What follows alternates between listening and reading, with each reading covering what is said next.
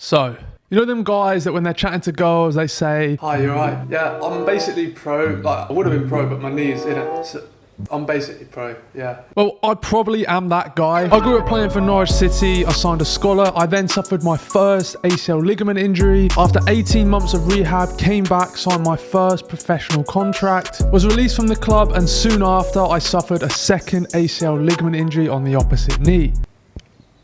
Well, in today's video, I'm finally able to tell you I played my first full season of football in 4, maybe even 5+ years. We're on a journey to make it back to pro football again and just improve every single day. Work hard, chase dreams, try and show people that anything is possible. But today we're going to be checking out our season highlights and talking about how my first year back playing football was.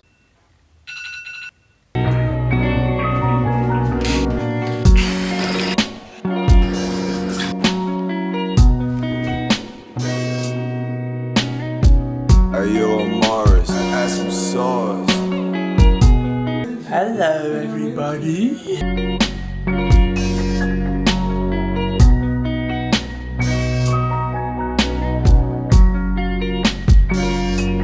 What's going on here, by the way? Look at that trash. I'm filming you.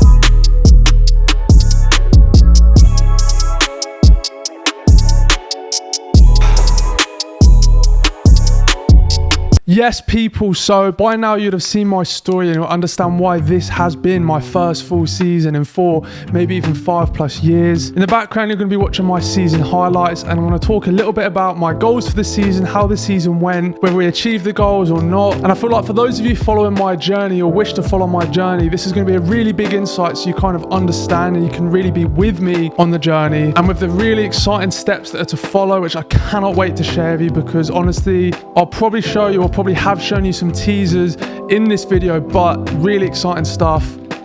But again, this season has been a really, really important one for me. So very obviously, one of my biggest goals for this season was just to play as much football as I possibly could. We'd come an extremely long way physically and even mentally to be back on the pitch. Just being in physically good shape, that doesn't make you a good footballer. That's not gonna be the only thing that will help you succeed. Of course, yes, it's very important, and particularly for me as a player, being physically strong, powerful and fast is one of the biggest aspects of my game. But I wanted to play as much football as possible, especially in the first half of the season, just to see where I was at as an overall player. And to start the season, that's exactly what we did. We were just buzzing to be back on the pitch. Now, one of the biggest things that I noticed that I struggled with at the start was my awareness. Again, I'd worked really hard to be physically fit. There's nothing you can do to a certain level to actually replicate match fitness. So when your body's slightly fatigued, you're feeling it a bit in your lungs, in your legs, to then still have the awareness, number one, but also to be technically sound on the ball. There were 2 things that I definitely feel like I was struggling with, or I weren't at the level I wanted to be near the start of the season. I think one thing that I really struggled with, more mentally as well at the start or just throughout the season, was, for me personally, I don't just want to be a player on a pitch that just fits in.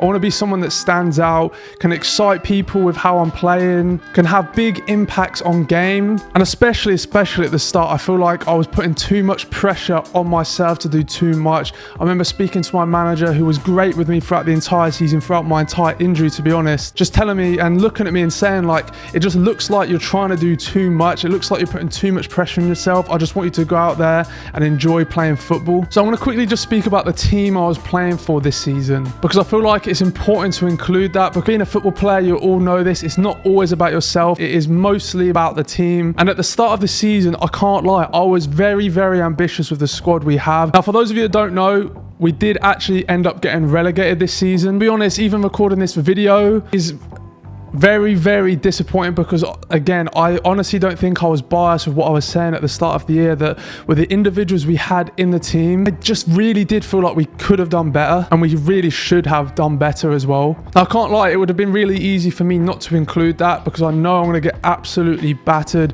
in the comment section. And one thing I don't want people to think is that I feel like I'm better than the club, or I feel like I'm above being in that group that was relegated, because I was in that group. I could have done more. I should have done more.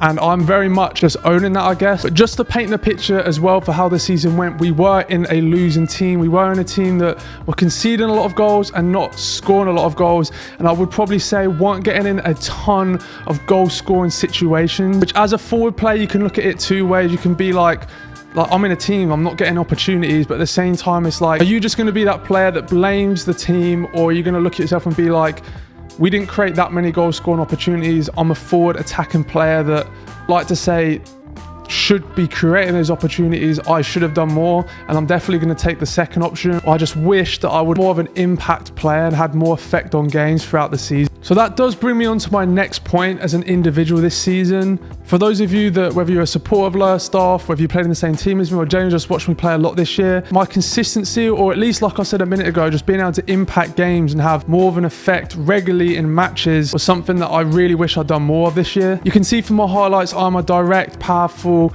fast player. I enjoy dribbling with the ball, and this season I did play a few different positions, which looking back now I feel like definitely helped me develop as a player, but wasn't necessarily the best for me to perform individually. Throughout the season we played a ton of different formations. Well, I say a ton, we played a few different formations, which naturally meant that I was playing in different positions quite often. I played as a number 9, a second striker, I played as a number 10, I played on the wing, I played on the side of a diamond, I played on the side of a midfield in a more defensive position. For me personally, one of the biggest frustrations I had, and again, please don't think that I'm slating my team, sometimes it's just how it goes, it's not anyone's fault, but one of my biggest frustrations with this season, or whenever I got annoyed as a player, was because I felt like I wasn't involved in the game enough, or felt like I was being used enough, or put in 1v1 situations enough, or just in positions on the pitch with the ball where I can hurt other teams. I can't lie, this season I actually enjoyed playing as a striker, mainly because I felt like I was more of a threat in that position with the type of football that was being played. It wasn't like the ball was getting switched from left to right, and that isn't just Lowestoft, that isn't just the team I was playing for, that is just this league in general for 90% of the teams, 95+% of the teams. My hold-up play came on a lot. Being a stronger player that was also quick and powerful, I feel like I could definitely really learn and improve playing as a forward or just a striker in general, and